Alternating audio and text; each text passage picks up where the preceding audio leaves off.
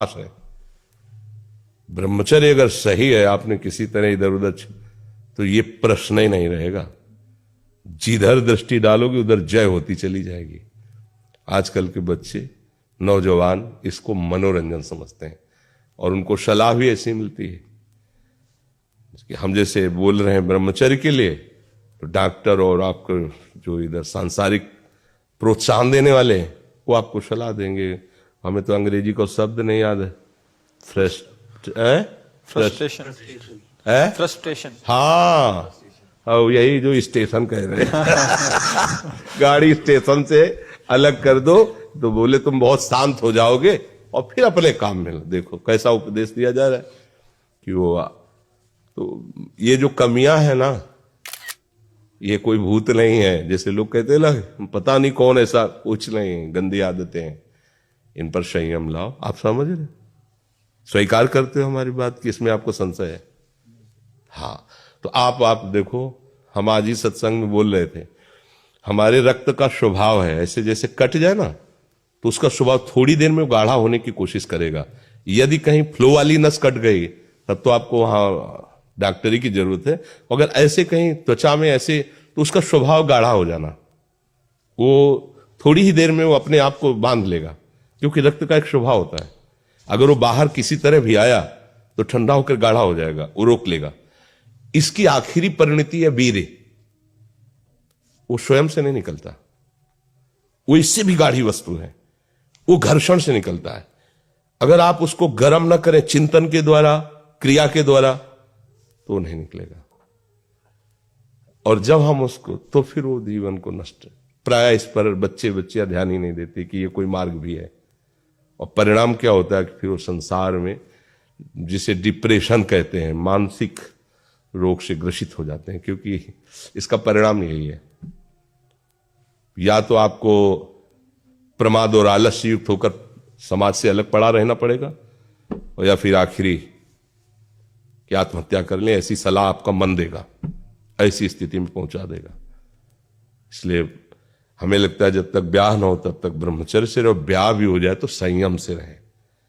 ये जीवनी शक्ति है, ये किसी के साथ खिलवाड़ नहीं करना चाहिए। पढ़ाई लिखाई वो कैसे तुम्हें बताए, अभी आप छेड़ना मत। जैसे लोग कहते ना, मैं बहुत परेशान हूं, कुछ करता नहीं हूं, ऐसा हो जाता है वैसा हो जाता है, तो आपको हम बता रहे रक्त का स्वभाव है जैसे, तो इसकी आखिरी परिणति है वो वीर।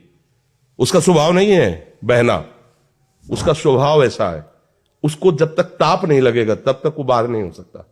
आपने गलत अभ्यास किया, माना 2-4 महीने 5 महीने वो अपने अभ्यासवश पतित होगा, लेकिन आप छोड़िए, उसका चिंतन छोड़िए, उसकी क्रिया छोड़िए, अपने आप वैसे हो जाएगा। जैसे रक्त है, आप 1 महीने में देना शुरू करो, जो देने का नियत कितना, 100-200 ग्राम 500 ग्राम जो भी दिए, 300 जो भी आप दीजिए, हर महीने तैयार हो जाएगा। और आप ना दीजिए तो आपके शरीर को अभ्यास हो जाएगा, आप दीजिए तो शरीर को अभ्यास हो जाएगा। वो शरीर, अगर आप रोज 300, तो फिर क्या होगा, आप मर जाओगे। समझ रहे हो ना? ऐसे शरीर की क्षमता, जैसे डॉक्टर जन के देखते हैं तुम्हारी क्षमता नहीं खून देने की, चलिए, क्योंकि अगर निकाल लोगे क्षमता नहीं तो उसकी हानि हो जाएगी। हाँ, तुम्हारी क्षमता है, तुम्हारे अंग ठीक है, तुम स्वस्थ हो, महीने में ऐसा या जो समय अवधि सोचो, रक्त की आखिरी परिणति वो है वीर्य। और आप क्या कर रहे हैं, रोज कई बार, आपका परिणाम क्या होगा? अगर रोज वो खून निकाला जाए तो आदमी की हालत क्या हो जाएगी?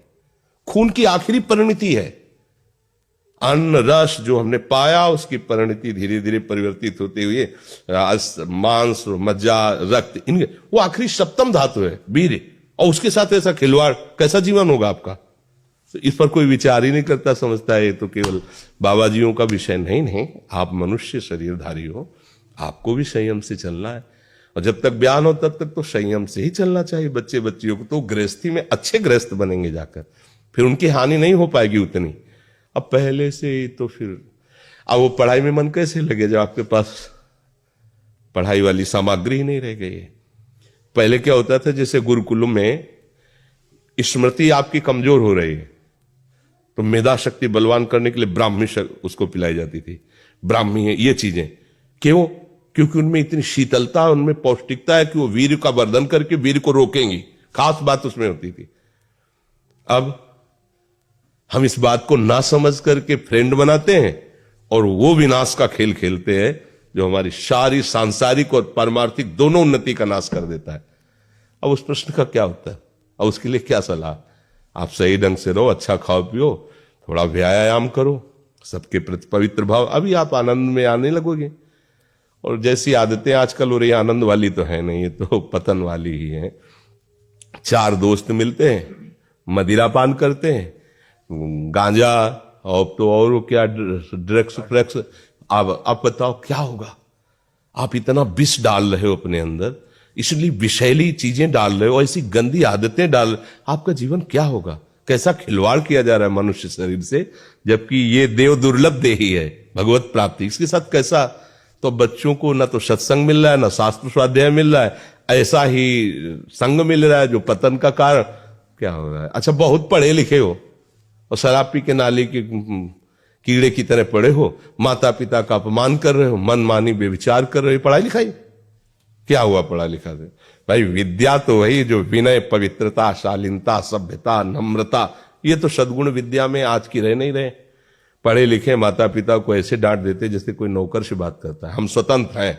अरे विषयों के गुलाम, तू कब स्वतंत्र हो गया? स्वतंत्र तो परमहंस जन